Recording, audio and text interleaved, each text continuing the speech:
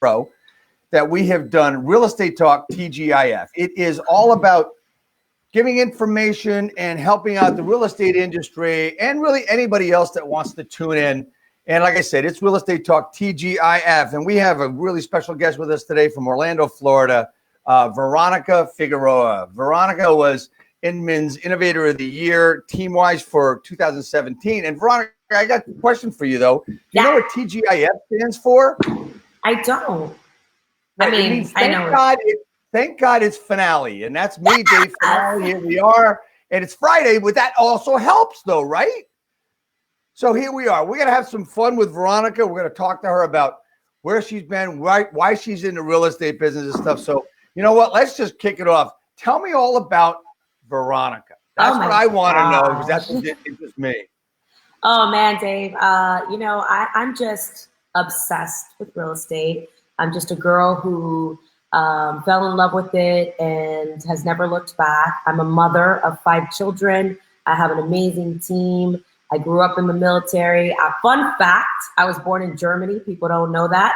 Wow. My father was a drill sergeant. So, excuses don't fly well in my house, especially when you have a drill sergeant father. A lot of times people, ask me where I get my grit or my tenacity. And I think it has a lot to do with my upbringing, military background, have just an amazing family.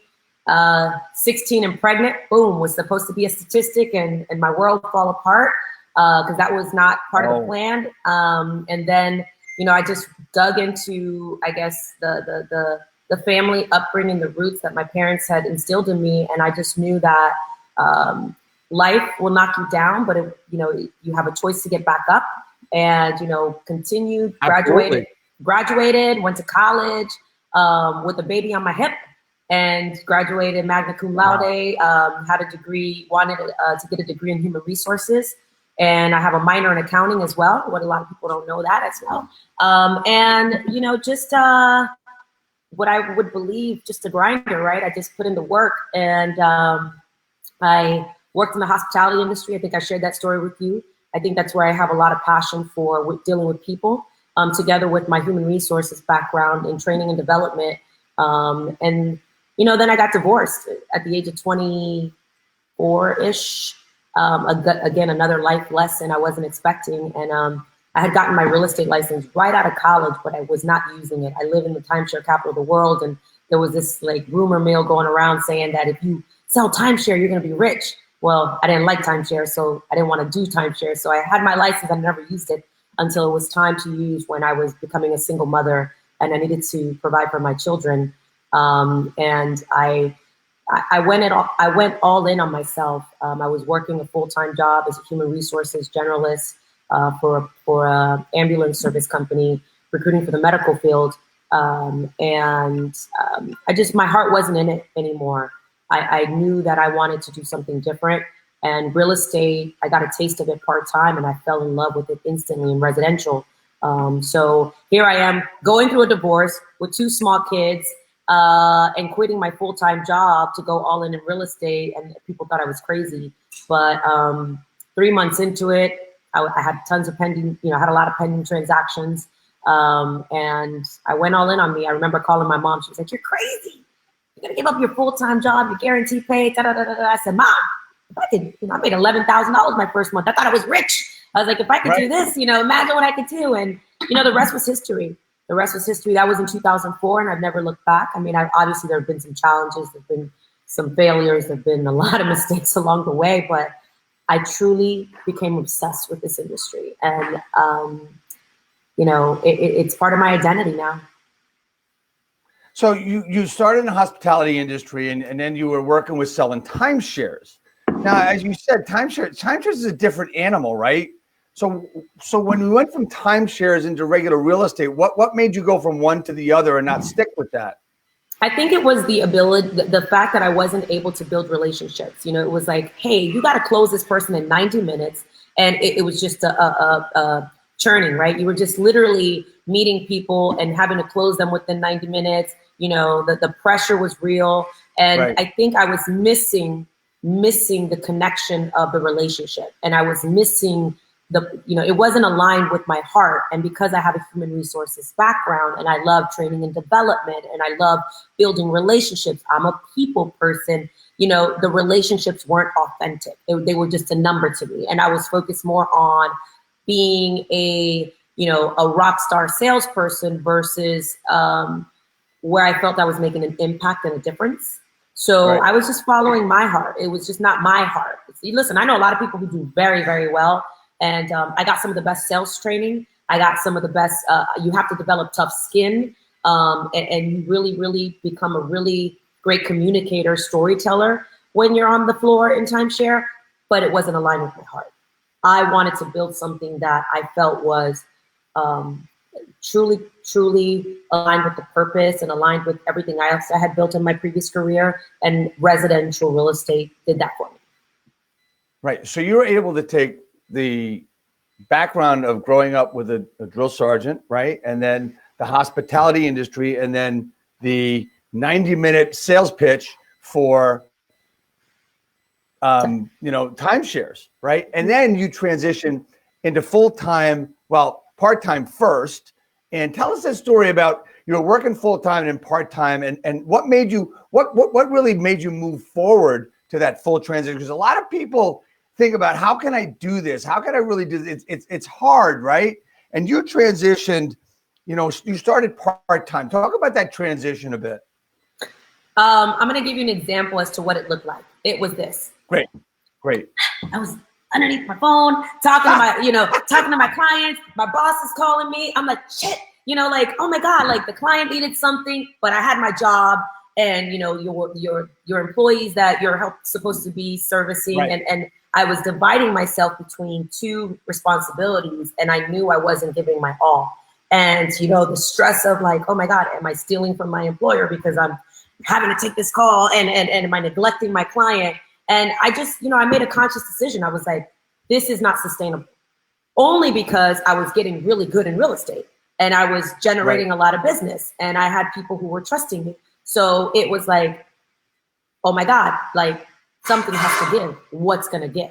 So I just knew that I wasn't going to be able to sustain both, and I had to make a decision. And I think I mentioned to you, it wasn't that I needed flexibility, but I knew I needed to pick up my kids at 3 o'clock at private school. And I somehow had to balance all those stressors that I was like, I'm just going to make a decision here. What if I went all in real estate and I could give my all to that? And I'm not taking away from this, responsibility. I'm not, what I would say, taking advantage of an employer. And I said, what's the worst that can happen? Right. That I don't do good in it and I have to get a job? I can do that. I can fall back on my degree. I've got a little bit of experience, so I just made a choice. And because I also was following a dream. And, it's funny because people are like, you're crazy. Why would you do this? You're not going to succeed. You're going to fall. Everybody wants to be a realtor. You're a broker. I was like, they inspired me. I was like, you know what? Oh, you little dream killers. I'm going to show you. So I just went after it, and I'm super grateful that I did. Right. It's just, it's what's your inspiration? What do you want? What drives you? It's just certain little things that hit you and push you forward. I mean, you transition, you transition from one thing to the other, and you're working more or less at a boutique brokerage. And, it was all about family, and you're starting part-time, and you went all in. So then different things happened along the way where you went up, you went down. Talk to me about the ups and downs of your career through, in the next few years. Oh, let me tell you the first down that I experienced that I never want an agent to experience, and that's why who you work with matters, was the broker in 2005 not paying hundreds and hundreds of agents because the market started crashing, and we'd go to get our check and the broker would ghost us. It was a 100% company that had hundreds of agents, and taking the cheap route out and working for just a brokerage that, during a challenging market. And actually it was 2006, obviously 2007 when this started happening. And we're like, what do you mean? You're leaving hundreds of people without paying, paying them. You're leaving them stranded pretty much. I have a lot of friends who lost it all, not because the market crashed, but because their brokerage didn't pay during the market crash. And not only, they had a double whammy, and it affected so many people. That was one of the first things. And that's when I decided to become a broker. I said, I'm going to become a broker. I'm not going to do that to people. I'm going to make sure that I care for the people that I work for. I understand the sacrifices that they take day in and day out. And I would never do that to an agent. So that was the first, slap in the face, was choosing the wrong broker. And it stung seeing friends lose it all. I think I only missed out on like $3,000, $3,500 at the time. I had already, collected all my monies, but, my sister-in-law lost money, friends lost money, and it was just scary. So I vowed to be a great broker, and I got my brokerage license. I also, during the game, I became a mortgage broker because I was tired of loan officers charging people, 5 and 6 yield points and overcharging them and pretty much getting rich off of the vulnerable. So I wanted to learn and protect clients. So that was part of my, journey. And then the market crashed. When the market crashed in 2008, I had started feeling it around 2007. I was like, what is this short sale thing? What's a short sale? And I closed my first short sale early on, actually in the latter part of 2007. So it primed me and prepped me for 2008. And I started becoming pretty much like a short sale queen. I was like doing short sales, processing short sales, but it wasn't paying the bills quick enough. And it was like, wow. I mean, I was very scared, just like anyone else. I had to take a quick stint, and I had to work, I had to get a job for 6 months because my daughter needed surgery, and I couldn't afford health insurance at the time. Everybody lost it all in 2008. And I remember a buddy of mine worked for Charles Schwab, and I was like, hey, you think they'd hire me? And I thought that, going back to corporate America or falling back on a career that was safe, 9 to 5, was going to be the solution. I lasted about 6 months there. I was like, I can't. My heart is in real estate. I'm going to figure this out. If we're going to real estate, if people are going to real estate, then I need to be the person that they're working with. And I don't care if, I have to wait to get paid. If it's going to take 6 to 8 months to get paid, I'm just going to service a lot of families and help a lot of families. And I quit my job, and I'm super grateful that they gave me an opportunity, but it made me realize I'm never going back to the man. I am in this forever. And I just started doing real estate. REOs. I started working in foreclosures. I took my last little $5,000 that I had to my name. I hopped on a plane to Texas, started door knocking on asset managers' doors. And I said, you need to know me. You need me. I need you. I'm going to be the hardest working agent that in Orlando, Florida. Give me a shot. And they already had certain agents that they were working with. I was like, just give me the crumbs. Give me the crumbs. Give me the crumbs. And next thing you know, we had assets all over the state, and I had to build teams all over the state like that. I came home one day from a trip to visit an asset manager. Next thing you know, I had 37 assets in my inbox. The only problem was that they were all over the state. So I had to immediately build teams in Miami, Tampa, Ocala, Gainesville, Orlando, places I didn't even know existed in Florida overnight.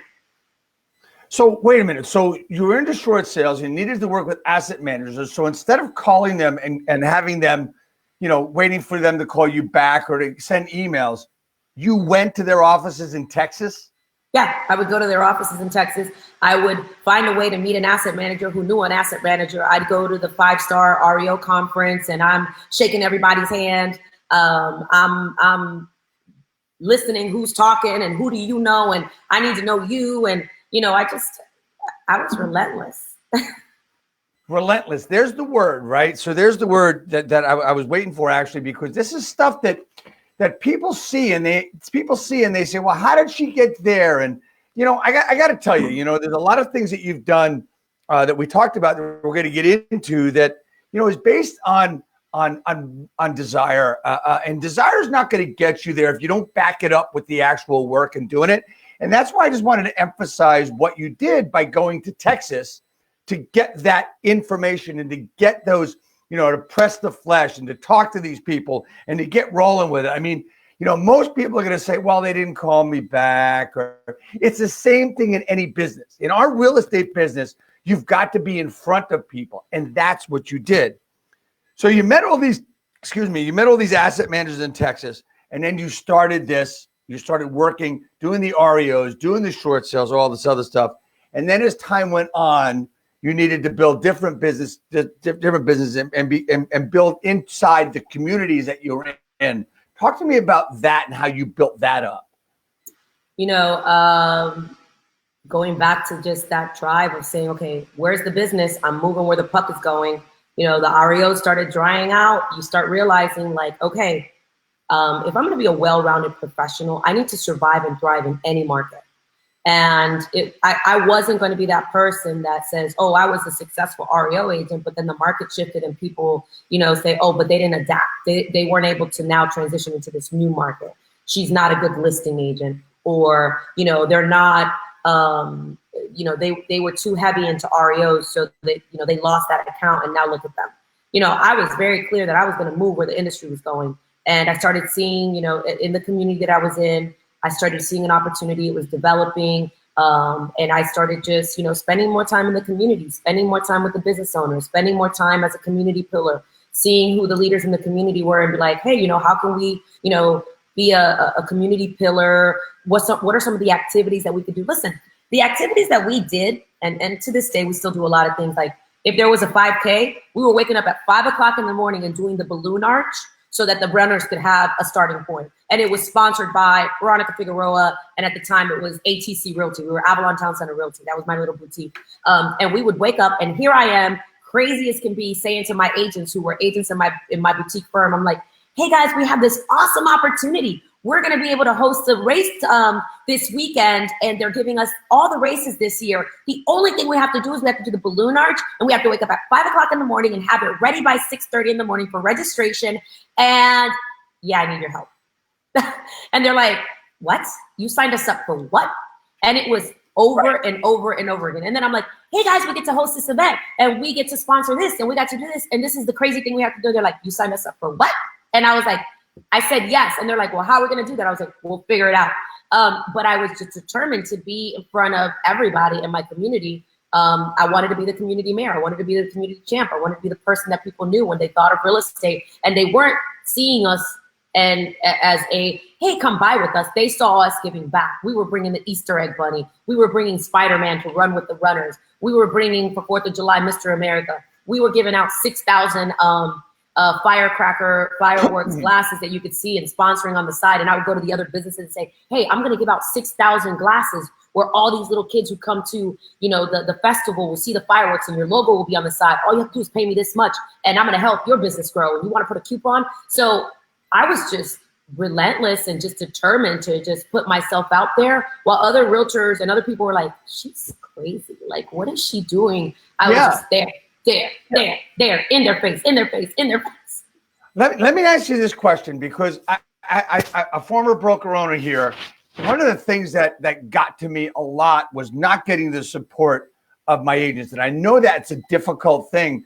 And for other broker owners out there, what would you say to them about the excitement that you had and how you were sponsoring all these things? You were getting out there and doing it all. And here's the other thing. You're juggling not only a business, but a family and children. Talk to me about that and how that worked into everything you figured in your head to be relentless and to be that community ambassador. Are you kidding me? My family was a part of it. Like, listen, awesome. My kids, they know what it is to have to work the festival. They're like, oh, mom is making us work the festival. My husband was the one helping set up the tent. And I'll send you images of what our tent looks like. We had the most obnoxious tent. We had the most obnoxious everything. We were intentional in everything. My kids, hey, you got to wear this shirt. You got to give out candy. You have to do this. My mom, my dad, my agents, my partners, my cousins, my sisters, everybody was a part of this. And this was the family business. I have 5 kids. I remarried. My husband has 3 beautiful daughters. I've been married to him for almost 14 years. 14 years. We just celebrated 14 years during the quarantine. And we raised our children together. He had 3 small kids, and I had 3 small kids when we met. And our children were our North Star, but they were a part of the family business. And it became something that, you know, my business and my family life intertwined. And I made a lot of mistakes, but my kids also appreciate everything that we built, and they were a part of it. So my husband does take the more, I don't want to say the domesticated role, but he's the one who keeps that rolling, because he's like, babe, go do what you do. I've got the kids. I'll take them to practice. I'll, you know, make sure that they get the things that they need. He makes sure, my husband's a great cook, so I got really lucky there. So you don't want to taste my cooking anyways. And when I do so, and I get super stressed out. I'm like, I'm not good at it. But I mean, I make a mean lasagna and a mean arroz con gandule and arroz con pollo, but that's about it. The rest, he does everything. So my family was a big part of it. Okay, so let's transition into, I mean, that is some stuff that's really that's amazing, right? So I want to talk to you about building your business and being a top producer, and what happened and how that all came about from your community being a community ambassador as we move forward. Because in a few minutes, we're going to have somebody else join us that's a friend of yours as well as mine. So I want to get into building your business through agents, through leads, through, you know, opportunities. So talk to me about that. And then we're going to bring in a buddy of ours. You know, I don't even know where to begin. I mean, again, going back to, all right, so we built this community pillar. We became a household name in the community. I would say an ambassador to other businesses, how we can grow their business. And I've always thought about mass lead generation. If you notice, there's a pattern here, right? The pattern was asset managers. The pattern was, well, the community will know me, so then therefore the community can become an ambassador. And business owners will become an ambassador. And I just started realizing that my skill set was in mass production of how can I be in front of more people? How can I be in front of more opportunities? I was really good at that. I started developing a lot of business. I had way more business than I could handle, and I needed to leverage myself. I wanted to attract agents that I could give opportunities to, that were, you know, hungry, that appreciated what we were doing. And again, traditional market was booming. Then all of a sudden, these tech giants start coming out, and we start getting introduced to online leads. And I'm like, what the heck is this? You know, like, someone wants information and I have to pay you for that. And, you know, it just didn't click at the moment for me. But then I started seeing other successful agents, and I always did that. I would always go and find out who was more successful, or who was doing things in other markets and what was working for them. I put myself out there at a high level, and I said, well, if that's working for them, then I should try it, and let me see what's working, and let me pick their brain. And I was never afraid to ask for help. I was never afraid to say, hey, Dave, I'm a huge fan of yours. Do you mind if I pick your brain for 5 minutes? Do you mind if I take you to lunch? Do you mind if I take you to coffee? You know, and I could just learn from you. And I'm really good at edifying people, and I'm really good at letting people know, like, I look up to them. You know, so I started seeing people who were, you know, leveraging Boomtown, or, you know, this thing called Zillow. This was in 2012, and it was still a new company. And I was like, oh, what is this Vulcan 7 thing? What is this Red X thing? You know, what is this? I'm used to elbow to elbow, belly to belly type of, you know, real estate lead generating. But I'm also not ignorant. So I'm very connected with the trends, and like, what is this? What is this? This will never work. And by then I had bought a RE/MAX franchise, because I knew I was a good boutique brokerage in my market, but I knew I didn't have the systems. And this is back in the days when a person, you would say, hey, I need you to build me a website. They're like, $25,000, please. And I'm like, I don't have $25,000 to give you. So it was like, I could only offer a limited amount to my agents. And I had this limited belief back then that, you know, well, let me just give them 100%, because that's the cool thing to do, right? But I really wasn't giving them as much as they deserved. So at that time I said, well, if I'm a hot shot, I should represent a brand that represents that.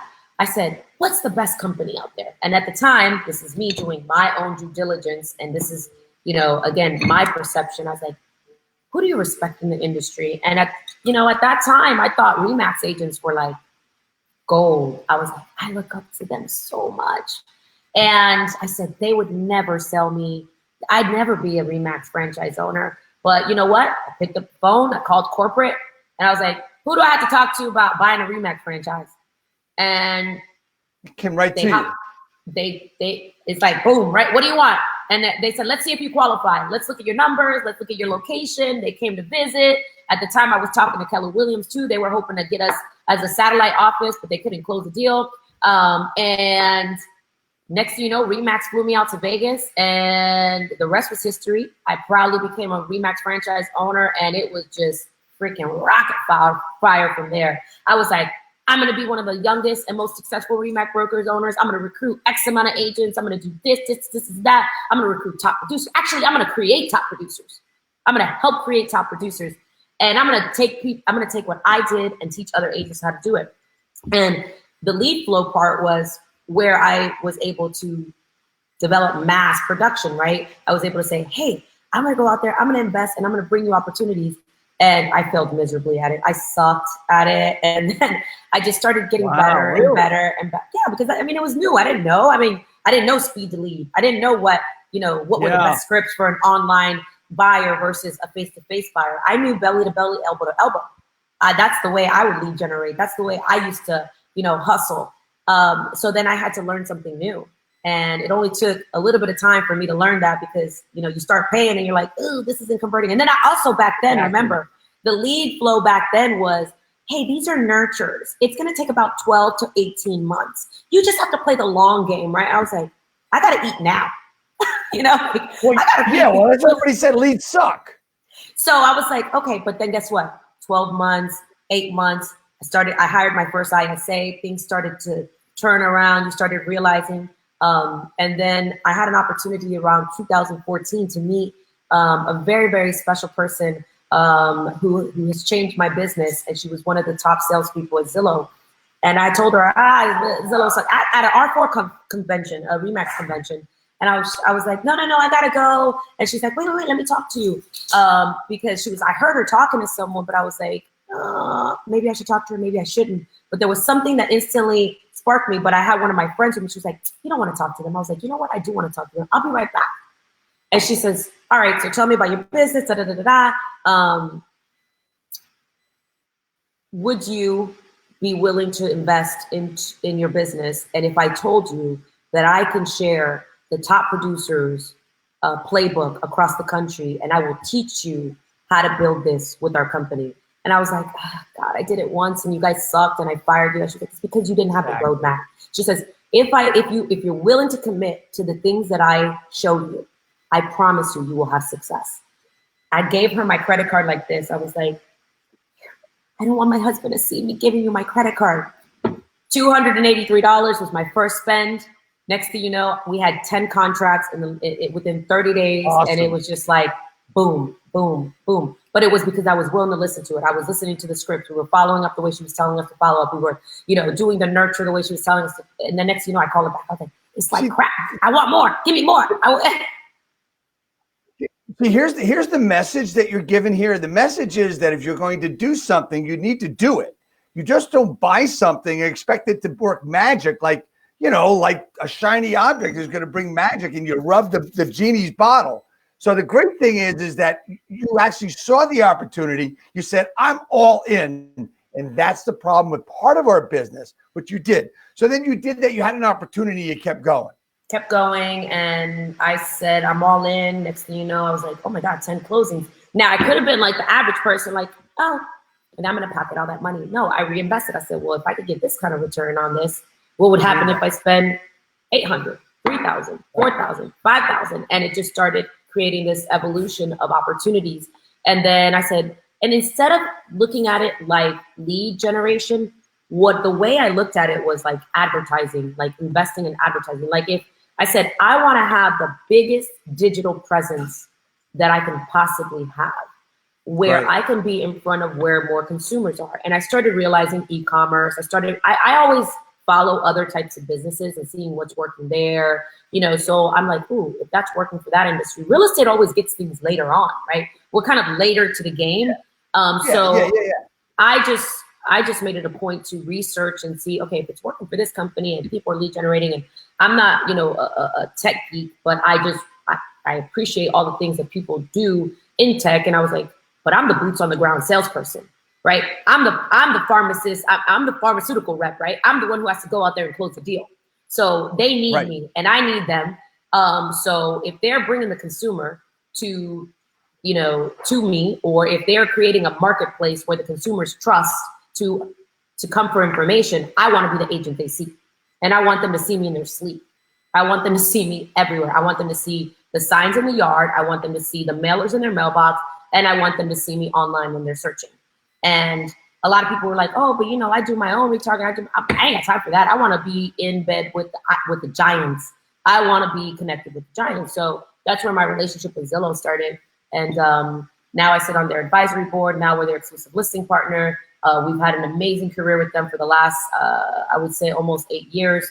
And it's been a true blessing. I'm for the last 7 years, and it's been a true blessing. And I've learned so much, and my business has grown tremendously. And they are truly a part of one of the reasons why we have such a massive team.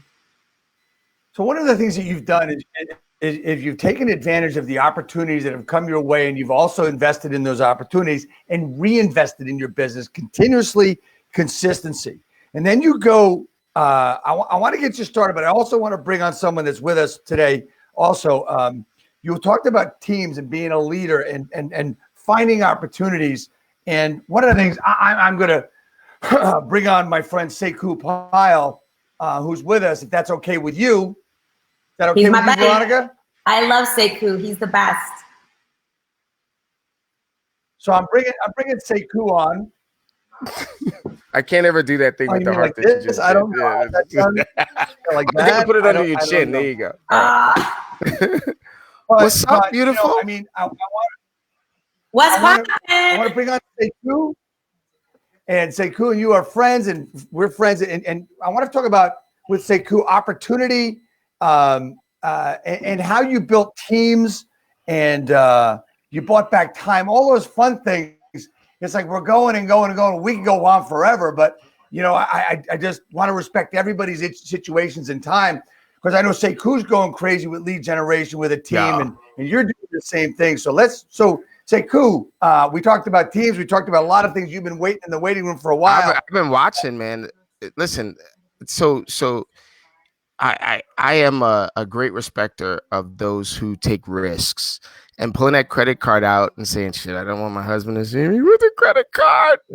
That is a huge risk in business. And people don't realize that real estate agents are a balance of the personal life and their professional life in a single body. Right. And so all of the people that I know that meet Veronica Figueroa is impressed with not just her real estate prowess, but that she's built a business in balance of her life. Right. I know you touched on it in the beginning where you talked about being a mom and remarrying and things like that. How the hell did you do all of this stuff, and still successfully navigated your personal life and things like that? I'm still on that journey, baby. I'm still trying to figure that out. I have an amazing support system. My mom and my dad, they are my heroes. My kids saved my life. Yes.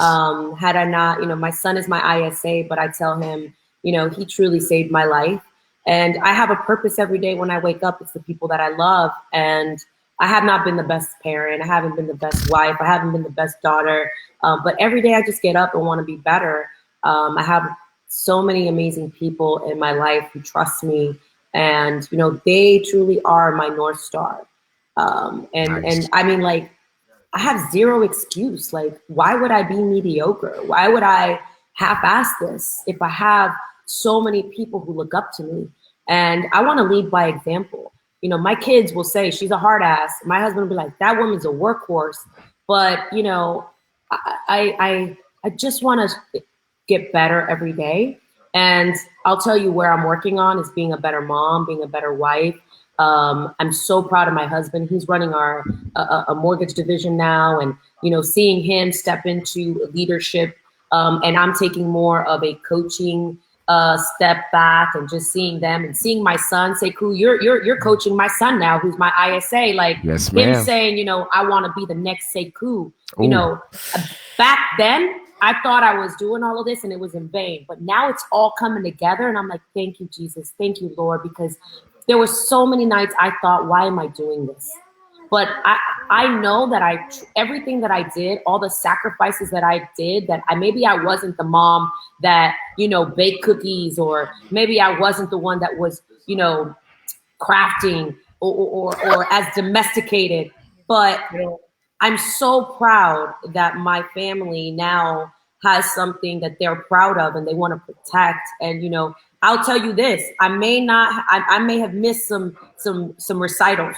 I may have missed some baseball games, and I had my tribe there, and they, send me a video, send me a picture. And, when I was there, I was the most obnoxious person there because I was grateful for being there. I may not have been present in all of that because I was building a foundation, but I have a 24-year-old son, a 23-year-old daughter, a 22-year-old daughter, a 21-year-old daughter, and a 15-year-old daughter. I am going to be the best freaking grandma that you could ever imagine when it's time, because I have paid my dues. Okay. I put in the work now when I was younger.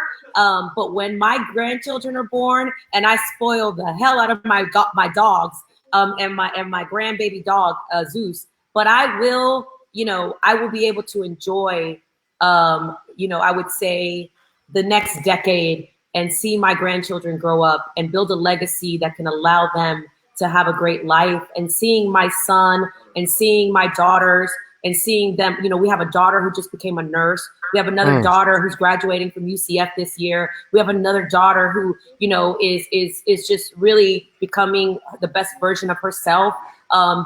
Everything I was doing, the foundation I was laying, was hopefully for their future.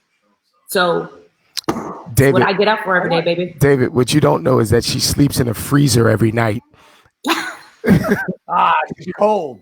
No, she still looks like she was when she was 20. So I all those kids, I don't know. She must have adopted. She said before we came on, do I look cute enough? I said, you're always cute. You're always good looking, right? I want to bring one thing forward. I try to get something. I as Veronica and Sekou and everybody watching this knows, I do these every week and for 90 some weeks. But I always try to get something out of it. And you just gave me, I think, what's going to be my tagline forever. Why would I be mediocre? Yes. And that goes for everything. Why would I be mediocre? You built teams. You're building a business. Your business is growing to the extent where you need to hire people to help you do it. And you see the advantage of the investment, which is just amazing, right? I'm honored more, to have you here. And why would I be mediocre? What I say with my coaching clients is, I don't know how to coach to the middle. Like if you want to do the minimum, I don't know how to do that. I don't know how to coach you to the middle. You have to have the minimum together. I'll coach you. I coach the best of the best. I coach lions and wolves and tigers. I'm not here to coach chickens. Like it's just. And I'm sorry, there's probably a coach out there for you, and I want you to be better, but I don't care if you're not doing any deals. If you don't want to do 10 deals a month, like what are we talking about? Like we're talking about doing 2. Okay, yeah, that's a minimum. You'll have a good life, but I only know how to coach to 10 deals a month, to a deal a day. And so when I was talking to you and as we're growing with your ISAs and your team and your son, what I see are 50 people on a phone call at the same time. We had 70 this morning. 70 people on a call this morning. Listen, that is the best of the best. That is not the best of the middle. That's people that are saying, hey, you know what? My path and your path are in alignment, and I can see you on your path, and I rock with you there, and I trust you. So that's a testament to leadership right there. So I'll take this very beautiful hat off to you. Well, I'll tell you this, it's like we're on this journey, right?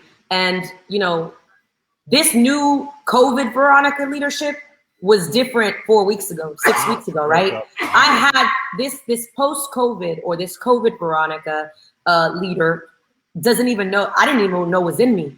I didn't, because I called you the other day and I was like, can you be on my 8:30 in the morning huddle? You're like, 8:30? And I've had a couple people on there. You're like, okay, yeah, not a problem. But I think you maybe thought it was going to be 1 or 2 people. No. If you want to be in my world and you want to be in my tribe, we have to level up and rise up, right? But I had to be the first one to level up. And it's been the highlight of my day. Every morning I wake up pumped. I mean, to know that the call went from 20 people to 30 people to 50 people to 70 people to where we're inviting our growth partners, to where we're inviting agents who aren't even with our company and saying, hey, you need community more than ever right now. You know what? I have zero interest in where you are, where you end up. I want to help you. But at the end of the day, I want to be a community pillar. So you know what? I'm going to open up my morning huddles to anyone who needs inspiration, to anyone who needs to hear what we're doing, to see what's happening really behind the scenes, not some cookie cutter la la land shit. It's the real deal, right? And it's crazy how many people are hungry for leadership right now. And it's pressed me to step up. It's pressed me to show up. And I've had so much fun with it because now I get to, especially with leaders and friends like you across the country, I used to say, man, I know all these people, like, you know, there's got to be a bigger purpose. And now I'm like, I had Anthony Lamacchia on my call today. I mean, Lamacchia, he's one of the best independent brokers across the country. He runs Crush It in real estate. He's the reason why I coach with John Cheplack. He's blessed my life and blessed my business. And now he's blessed my team and my growth partners. I had Nick Krem on my call the other day talking about video, right? I had you on our call. I had Grant Wise on our call. I mean, we're talking about the best of the best people coming together, rising together as leaders. They're not selling you shit. They're giving you straight value. And I'm like, wow, this is such a blessing. It would be irresponsible of me to not share this with the world, to not share this with more people, because I am obsessed with the industry and I want our industry to be better. And I want the agents who do survive and last and thrive in this post-COVID world to be the best real estate agent that they can be. And again, I don't care where they work. I just want to help them because this is the industry that has saved my life, that has made me meet people like you and helped me meet some of the best people in the world. And I'm not talking about best real estate agents. No, I know what you mean. Great people. So that's just my moment of boom. Let me point something out to you, Fanale. Right? She's got this beautiful home. You see the wonderfully appointed hole and 2 lock boxes right there in the background, baby. Because that is the key. It's the key to doing what she's saying. Look at this lockbox. Hold on. Oh, it's the Figueroa lockbox. The Figueroa team lockbox. Branded. You said I have 2. Actually, you can only see 2. I actually have 2, 4, 6, 8, 10. I got 12 lock boxes right there. You know why? I tell my agents, hey, we got 12 lock boxes. We gotta get rid of them. We got to go find a listing for. All right, so let's go. We just sold our other listings. We got 12 more to put them on. Listen to me. When I tell you this, Fanale, she is the embodiment of do the work. I think Fanale might have been frozen. I might. This COVID thing. Listen, the internet is being taxed more than ever. That just means that we have 10,000 people watching. So he's probably frozen out. I will say that I know for a fact that this is a fact. I don't deal in feelings so much. I deal in facts that you are one of the people who are just working. You believe in the work, that all of the word service is great. When you take action, that's when the transformation happens. So I appreciate knowing that. Talk to me about the future. Talk to me about where you're going. What does 2022 look like for you? You know, I want to help build leaders. I want to help, really continue this legacy. I do see us having partners all over the country.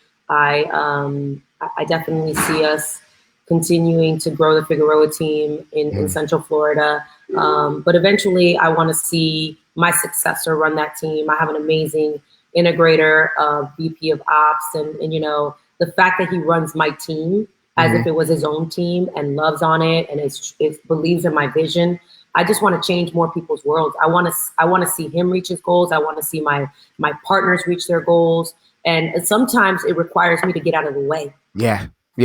Right, so that I can help them become visionaries and I can help them really reach their goals. So I'm seeing myself in 2020 get out of the way so that I can move the leaders to the front of the room who really deserve the spotlight. That right? kind of self-awareness is the kind of self-awareness that leadership is designed for.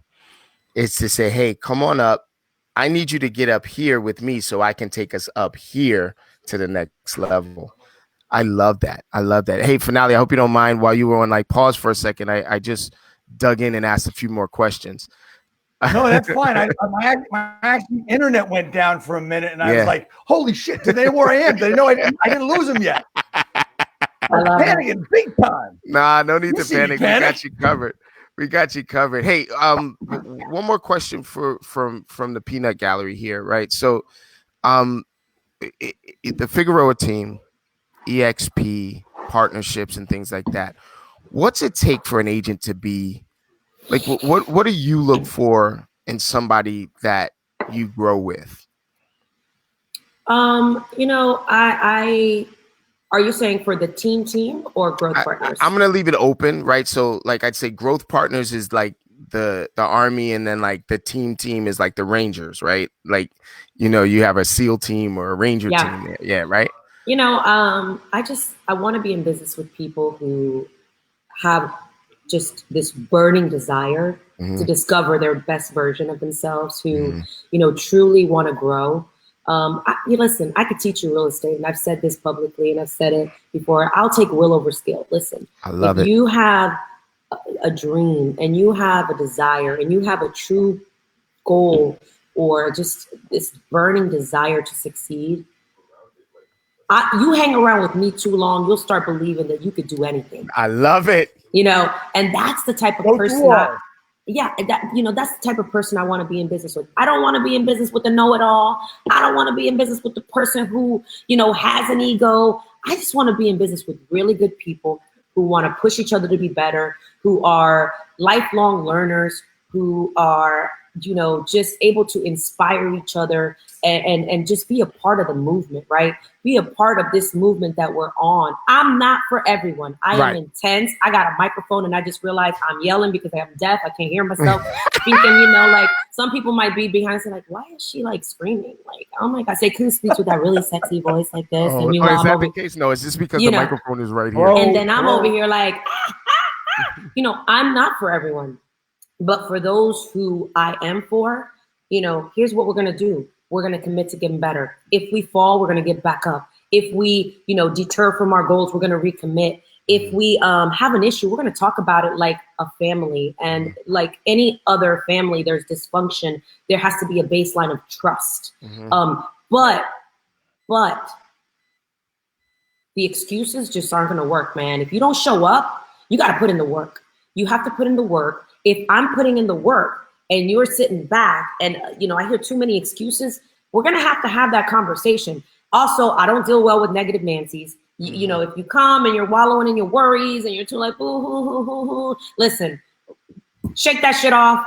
Get over your funk. Let's go. Reset. Let's go. The type of person I want to be in business with and in life with and partnership with is just someone who doesn't give up and is willing to accept their failures or, and learn from them and say, what did you learn about yourself along the way? And why do you really want to be in real estate?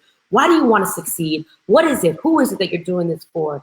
And some people were like, I don't want to get that personal with you. Well, if I'm not connected to your goals, if I don't really know why you need to succeed, I really can't help you. Yeah. And I really want to be, the coach to the elite athletes for my tribe, right? Because I feel like, you've had that coach when I saw my son in sports and his coach loved him. His coach genuinely like, Shy, listen, you have so much potential. And my dad would make us watch, my dad is a huge sports fan. So I grew up with a sports family. So I would see, and you could see the difference between a good coach and a coach that just wanted to win.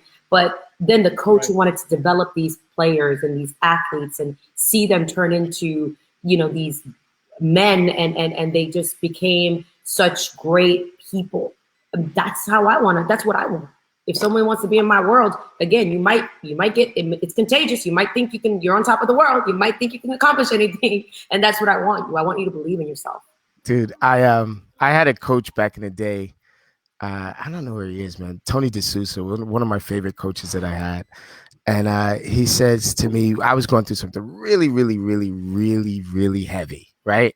And I was hitting the negative Nancy button, right? And he looks at me, he goes, dude, I want to help you. The only thing that I know how to do is to help you to make money. Is this situation better with or without money? Mm. And I was like, with? He was like, so that's how I'll help. I'll help you focus on making money. You can go to your pastor if you want some spiritual guidance. You can go to someone else if you want some emotional guidance. I'm good with the money. Are you willing to work with me so I can help you to get resources? I was like, yes. Well, it's funny because I've ran a team and there have been people like, well, man, not everyone on the team is successful. You're right, because not everyone's willing to put in the work and then they eventually don't last on the team. But here's the thing. I'm not here to form a country club. Yeah. I'm not here to have you just come around and hang out. We might like you, but we could chill with you later on. I mean, I'll hop on a Zoom with you if you want to talk. But like, if you're not willing to follow the standards, and I know Dave wanted to probably talk a little bit about a team structure. My point is, like, whatever you want to talk about, you gotta put in the work. You gotta put in the work. You gotta have your standards. Yeah. It's the old thing. I mean, you got to do the work. I mean, you want something. I mean, no negative Nancy's, as you said, no bullshit. You got to show up. You have to do the work. That's why there's people out there being successful, because that's their theme. I mean, I got some friends out in Arizona, the Arajos, do the work. That's what they're all about. Grant Wise, do the work, right? You mentioned great people. 3 people that I have worked with as coach and student: John, Grant, Nick. It's do the work, man. That's all there is to it. And then you'll be successful. And I think that's what everybody needs to take away from what we're talking about is do the work. Don't talk about anything else. You want to make money? Stop making excuses. Yeah. And I Dave, I want to make sure that for those who wanted to understand like the type of team we have and the type of structure, the type of systems, I promised you that I would give a breakdown of our team, our growth chart, what the type of people we have. Our team is roughly around, I don't know, Sekou, I can't keep up with the numbers. We're around 40 or something. 45, something like that. But we're growing. I mean, and also for those who are saying people aren't moving, people aren't changing, we just brought on 5 amazing new agents this week. Guys, people are this week. 5 amazing studs too. So for those of you who have this limited belief that, people aren't going to move, no, people are moving because they want to be with leaders right now. And they want to, and I actually have people who said, look, man, I'm not trying to be number one. I want to be with the number one group, or I want all of us to be number one. A lot of people are checking their egos at the door, and really saying, what if we did something special together? It's pretty awesome to see people opening up their hearts and saying, I need help. And, I'm pretty excited about it. But yeah, I'll share our growth chart and where we're at, because I want people to and also see behind the scenes. No, you're fine. And I do want to say that, David, you interviewed the mayor of Teaneck this morning, you and Mark Stein, and he said something that was really, really powerful. This is a 2-part statement, then I will shut the hell up. He said that the world needs real leaders, not just somebody that says they're a leader, but somebody that's really had a leadership role and knows what it takes to really sacrifice and have it not be about them, but be about the people that they are leading. And that is what is evident in your group there, Veronica. And then the second part, and it's something that we don't pay attention to. We say do the work, right? So we're talking about do the work. The plan is there, the books are there, and all of these things are there, et cetera, et cetera. And so when you do the work, you will have success. The other part of doing the work is realizing that it takes time, energy, money, exhaustion. So the feeling that I'm feeling right now is based on the results of words that people have said. Oh, I'm working harder than I ever have before, or I have to work 2 to 3 times harder in order to get the same result, right? Well, I'm working 2 to 3 times harder right now to get the same result. And that means that I'm always on a call, that I'm always talking to people, that I'm always there, and no, I don't get a break. And everybody's looking at me like, yo, you've been on that microphone all day. I'm like, there's questions that need answering and asking. So I'm so with you on that. So that was my thing. I'm going to just I'm going to sit back for a second and let you share. I love it. No, please. I can hear you talk for hours. Yeah, I want to. It's interesting with just to expand on a little bit what Sekou just said. Yes, we do a broadcast every morning, and Mark Stein, my partner who I work with EXP, and we're expanding our businesses, and then we had the mayor of Teaneck, New Jersey on. Teaneck, New Jersey was the first town to have the guts to shut down to try to help out the hospitals in Bergen County, New Jersey, et cetera. And this guy led through action. And the first thing he said was he wasn't going to worry about what people thought about him. And that's one of the things I hear from so many agents about getting out there and being different. They worry about, oh, what is someone going to think of me? Forget about it. Go do it. And he is a great leader. And I give him a lot of credit for what he did. And honestly, about what he did, he saved a lot of lives. And that's a leader who was there to lead, not for himself, but for others. And that's exactly what you've been doing, Veronica, in the real estate industry. And I commend not only Mohammed, the mayor of Teaneck, but also you, Veronica, for what you've done and the example you set by what you're doing. And I also want to not take anything away, but add to the gentleman also on this, Sekou, has been a leader for me. He has coached me. He has helped me. And countless other people watching him doing it. So I want to thank you both. And Veronica, I want to thank you for coming on. And you're going to give us slides how your business is set up. And I thank you for that. We're running up on the hour. Veronica, how would you like to end this? What do you want to tell everybody, aside from getting in contact with you? I just think that we're in a very special place. We're in a place right now where we get to discover who we really are and how we want to show up. And I'm not just talking about your real estate business, how you want to show up as a person, a family member, a community citizen. And instead of wallowing in worry, we should come from a place of gratitude to say that we have an opportunity to come out of this stronger. And that's really how I'm looking at this. I don't think that none of us were prepared for this, but we have an opportunity to come out of this incredible human beings. And for me, that's what I'm grateful for. And I'm betting on all of you guys. I know that every single one of you who's listening to this has the ability to just be amazing. I'll back that bet. I want to end this with a couple of things. Number one, I mentioned to everybody that, if anyone needs to talk to someone, I live alone. I'm alone. So I'm not saying that for any reason, except that I will be anybody's ear if you want to vent, if you want to yell at. And honestly, I'm going to, complete cards on the table. Today I was having a day. I was having some difficult time earlier today, right? It happens to everybody, whether you're alone or whether you're not, right? I was having that difficulty. 20 minutes before you came on, Veronica, I was saying, how am I going to do this? I don't have the energy. I found it because I had to. I found it because I needed to. I was having a bad fucking day. Excuse me, but that's what I was having. I'm better. I dug deep down. I want to thank you. I want to thank Sekou. And as you know, one of the important things about this broadcast that I do, again, number 96, 94 weeks in a row, is that I know the only reason you came on, and you know what it is. Give it to me, baby. Give it to me. Give it to me. I want my hat. I want my hat. And you have to promise me that I get to come back as a co-host and interview. Yeah, I want to rock my hat like Sekou is. You see me with my hat, right? Absolutely. And you want the gray or the black, Veronica? I want the black, baby. Always bet on black, baby. Always bet on black. Look. It's going to match my ride or die power couples in real estate mug. All right? Because that's what we are.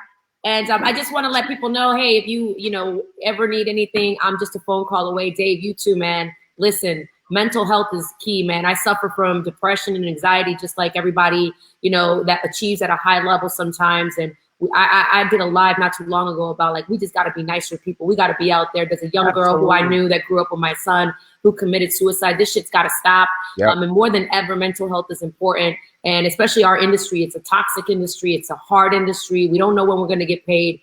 Listen, we are here for you. If you're going through something and you're struggling and you need to phone a friend, you've got Dave, you got me, I got Sekou, whatever it is that you need, we're just here to be a friend. This is with no intention, no ulterior motive other than making sure your mind is right.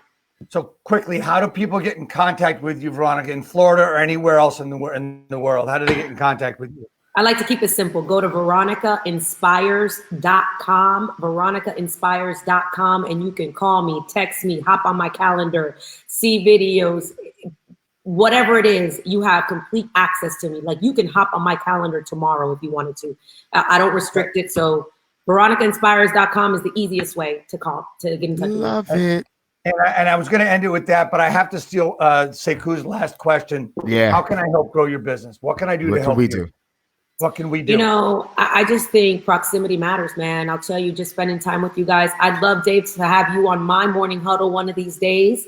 You're gonna love it, Dave. We're gonna invite you to be. We have a Fire Friday huddle, and we'd love to have you come in and talk about the power of these type of videos and exposing yourself and bringing value to your audience.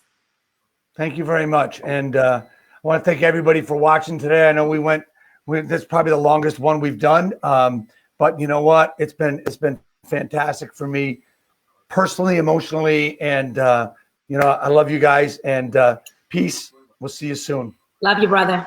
Peace. Love y'all. You know, I took a picture of it because I feel like that's how we get together later. Yeah.